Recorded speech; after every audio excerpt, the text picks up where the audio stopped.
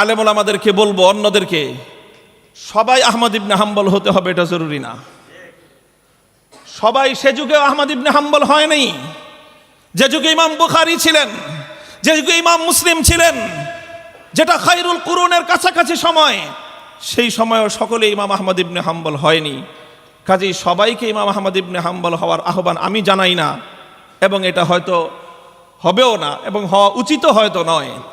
সবাই হিকমত অবলম্বন করেন, কিন্তু যে অনুরোধটি করব হাতে ধরে পায়ে ধরে, যদি কেউ হকের কথা, সঠিক কথা যদি বলতে চায়, তাহলে অন্তত আলেম হয়ে আপনি তার বিরুদ্ধাচরণ করবেন না।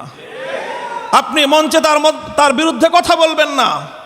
আপনার বক্তব্য দিয়ে, আপনার বক্তব্যের রেফারেন্স দিয়ে আজকে জাহেলরা, ইসলাম বিরোধীরা, মূর্তি প্রেমীরা আমাদেরকে সবক দেয় যে অমুক হুজুরের কাছ থেকে শিখেন যে কিভাবে মূর্তির পক্ষে কথা বলতে হয়।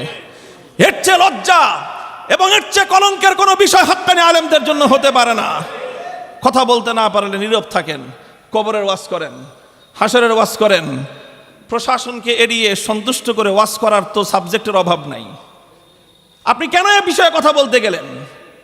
মুহতারাম হাজিরিন, আমি আবারও বলছি, সবাইকে আমি এটা বলবো না যে ইমাম আহমদ ইবনে হাম্বল আপনি হন। শাইখুল হাদিস সবাই হয় না, শাইখুল হাদিসের সন্তানও সবাই হয় না।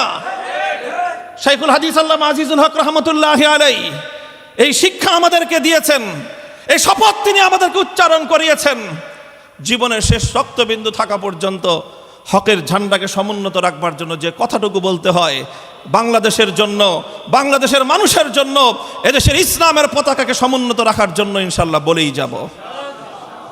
আপনাদের কাছ থেকে দোয়া চাই, সহযোগিতা চাই, পরামর্শ চাই, এবং ইনশাআল্লাহ আত্মঘাতী এবং সরকার, রাষ্ট্র, দেশ, জাতির সাথে সংঘাতমূলক কোনো কথা আমরা বলি না। অনেকে আমাদের কথা বুঝতে ব্যর্থ হয়।